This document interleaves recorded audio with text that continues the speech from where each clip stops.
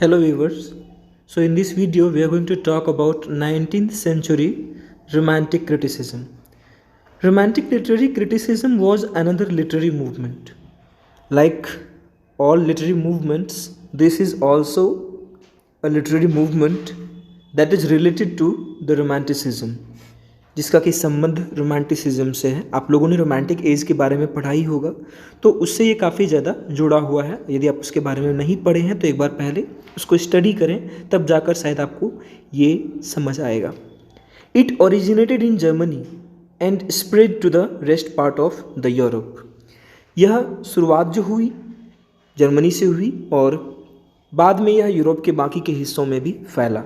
It emerge during the final decades of the 18th century in England, और यह 18वीं शताब्दी के आखिरी के दशकों में इमर्ज करा, उभरा, जो कि 1798 है। आप सभी जानते होंगे कि रोमांटिक एज जो है 1798 से लेकर 1837 तक है। It dominated the literature of England till around 1850। यह लगभग 1850 तक डोमिनेटेड रहा, छाया हुआ रहा इंग्लैंड में, जो कि एग्जैक्टली बात की जाए तो 1837 तक थी। We all are aware that the romantic age existed from 1798 to 1837 in English literature, और हम सभी ये बात को जानते हैं कि यह एज जो था 1798 से लेकर 1837 तक रिमेन करा। Although this movement is not only limited to this time period, हालांकि ये जो टाइम पीरियड है, ये जो मूवमेंट है, ये यहीं तक सिर्फ सीमित नहीं है। It is an official limitation और लिमिट, यह बस एक औपचारिक समय सीमा है। The year 1798 saw the beginning of this movement. 1798 में इस मूवमेंट की शुरुआत मानी जाती है, और शायद आपने यदि रोमांटिक एज को पढ़ा हो तो ये हो ही नहीं सकता कि आपने लिरिकल बैलेड्स का नाम नहीं सुना हो। It was the same year in which lyrical ballads, जो कि को ऑथर्ड थी, यानी दो लेखक ने इसको मिलकर लिखा हुआ था, यहाँ पर AU हो जाएगा, को authored by ST Coleridge and William Wordsworth, जो कि ST कॉलरिज और विलियम वर्ड्सवर्थ के द्वारा को ऑथर्ड थी, वो पब्लिश हुई।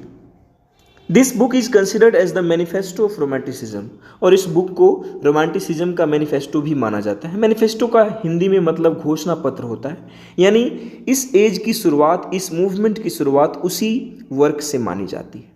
It also marked the birth of romanticism, और यही रोमांटिसिज्म का जन्म भी माना जाता है। इन इट्स प्रीफेस, इसके प्रस्तावना में, Wordsworth had stated his poetic theory, उन्होंने अपनी पोएटिक थ्योरी को भी बताया। It also gave the very famous definition of poetry, और इसी प्रीफेस में पोइट्री का बहुत ही फेमस डिफिनेशन भी इंक्लूड हुआ था, जो कि शायद हम आज भी उसको पोइट्री के डेफिनेशन के लिए यूज़ करते हैं। अ poetry is the spontaneous overflow of powerful feelings और emotions.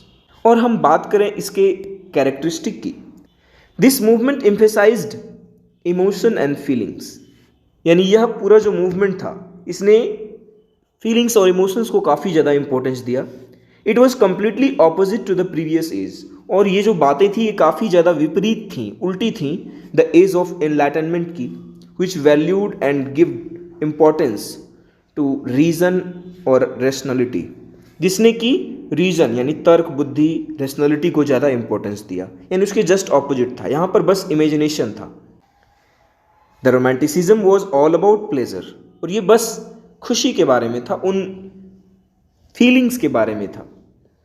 Anything that pleased the human senses, जो कुछ भी इंसानों को अच्छी लगती, यानी हमारे जो सेंस ऑर्गन्स हैं उनके जरिए जो कुछ भी हमें प्लीजिंग लगती, वॉज वैल्यूएबल, ये सारी चीज़ें इंपॉर्टेंट थी for the author's of this इरा, इस इरा के जो भी ऑथर्स रहे उनके लिए। Imagination was the key for the romantic authors, romantic authors जो थे या रोमांटिसिस्ट जो थे, उनके लिए इमेजिनेशन बहुत ही बड़ा हथियार था। They believed in power of human mind, वे मानते थे कि जो भी कुछ है वो हमारे माइंड में डेवलप होता है, वो हमारे माइंड से बढ़कर नहीं है, क्योंकि माइंड से ही जुड़ा हुआ है इमेजिनेशन, मन से जुड़ा हुआ है कल्पना। They used it for writing and creating literature, उन्होंने इसका प्रयोग जो है लिटरेचर को लिखने और उसको क्रिएट करने के लिए किया।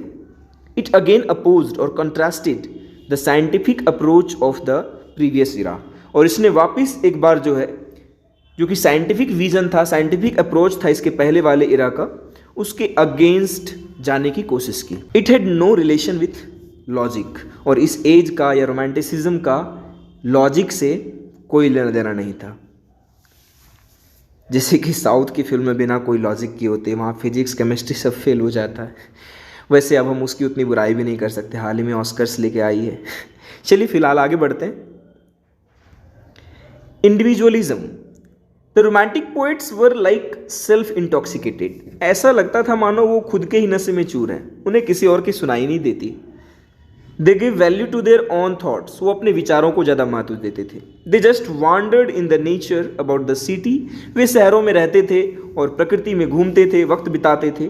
It attracted them as it was the actual beauty in their views, और उनके व्यूज़ में, उनके विचारों में जो है, जो नेचर था वो एक्चुअल ब्यूटी था। It was like an inspiration and motivated them to write, और उन्हीं लोगों को जो है नेचर से प्रेरणा मिली, इस वजह से उन्होंने नेचर के बारे में लिखा। That's why we read about detailed description of nature, हम नेचर के डिटेल्ड डिस्क्रिप्शन के बारे में देखते हैं रोमांटिक एज के जितने भी पोएम्स हैं, जैसे कि क्लाउड्स हो गई, कभी क्लाउड्स के बारे में, कभी फ्लावर्स, डैफोडिल्स आपने पढ़ा होगा, बर्ड्स, कभी चिड़ियों के बारे में, एट्सेट्रा। कीट्स स्टेट्स, और कीट्स इस बात पर सहमति जताते हुए कहते हैं, बाय हिज स्टेटमेंट, अपने कथन से, beauty is truth, truth beauty, actual beauty जो लाई करती है वो नेचर में करती है, और जो ब्यूटी होता है वो ट्रूथ होता है, यानी कह सकते हैं कि हमेशा एग्जिस्ट करता है, वो कभी ख़त्म नहीं होता। यहाँ पर ह्यूमन ब्यूटी की बात नहीं हो रही है, किसी औरत, किसी लड़की की सुंदरता की बात नहीं हो रही थी, बल्कि यहाँ पर नेचर की सुंदरता की बात होती है जो कभी ख़त्म नहीं होती। अब आपको यदि याद हो तो फ्रेंच रिवॉल्यूशन कुछ इसी टाइम पे बिगिन हुआ था 1789 में, तो फिर फ्रेंच रिवॉल्यूशन का इन्फ्लुएंस इस एज पर या रोमांटिसिज्म पर कैसे नहीं होता। This movement took few years later और after the beginning of the French Revolution, यह फ्रेंच रिवॉल्यूशन के कुछ ही सालों बाद शुरू हुई थी।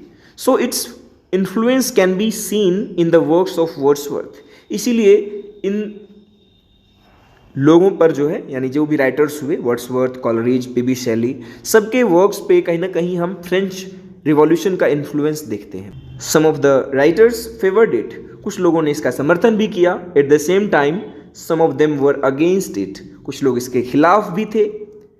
दिस रिवॉल्यूशन, और जो यह क्रांति थी, field their mind with liberty and revolution, उनके मन को स्वतंत्रता, लिबर्टी यानी आज़ादी के नशे से चूर कर दिया, उन्हें भर दिया उनके मन में आज़ादी की एक भूख जो है, और रिवॉल्यूशन वो काफ़ी क्रांतिकारी भी हो गए। If we talk about the major authors of this era, यदि इस इरा के हम मेजर ऑथर्स की बात करें, it started with William Wordsworth, William Wordsworth के साथ ये शुरू हुआ। His preface to lyrical ballads, उनकी जो ये प्रीफेस रही थी लिरिकल बैलेड्स के लिए, served as the starting point of romanticism, यहीं से रोमांटिसिज्म की शुरुआत हुई। S T. Coleridge made it more impactful, S T. Coleridge ने इसमें और भी ज़्यादा कंट्रीब्यूट किया with his theory of fancy and imagination, और उन्होंने फैंसी और इमेजिनेशन की थियोरी भी दी अपनी। John Keats found the real beauty in the nature, John Keats ने नेचर को रियल ब्यूटी के तौर पर देखा। Jane Austen also used this concept in her works, Jane Austen ने भी अपने वर्क्स में जो है इस कॉन्सेप्ट को यूज़ किया। Apart from them Mary Shelley, जो कि पीबी शेली की वाइफ भी थी, Lord Byron etcetera were major figures, ये सब कुछ गिने चुने नाम थे, हस्तियाँ थी जो रोमांटिक एज के दौरान, रोमांटिसिज्म के दौरान पाए गए या उनके वर्क्स को सराहा गया। टू कंक्लूड, और आखिरी में कहा जाए तो, romanticism was an artistic movement, ये एक आर्टिस्टिक मूवमेंट था जो कि आर्ट से, कला से जुड़ा हुआ था। It valued emotions and feelings, इसने इमोशंस और फीलिंग्स को वैल्यू करा, इंपॉर्टेंस दिया, more than reasons and logics, reasons और लॉजिक्स से ज़्यादा। It was completely inspired from nature, यह पूरी तरह से प्रकृति से इंस्पायर्ड थी, प्रेरित थी। The main characteristics of this movement were, इसके जो मेन कैरेक्टरिस्टिक थे वो इमेजिनेशन, सेंटिमेंट्स यानी फीलिंग्स, इमोशंस, ब्यूटी सुंदरता, एंड इंडिविजुअलिज्म जिसकी चर्चा मैंने की भी, यानी व्यक्तिगतवाद। This movement left deep mark in the history of English language and literature. History of English language literature में इसका अलग छाप छूटा। और ये कुछ है आपका रोमांटिक क्रिटिसिज्म के बारे में। I hope you get it, and if you have any doubts you may ask in the comment section. Thanks for watching.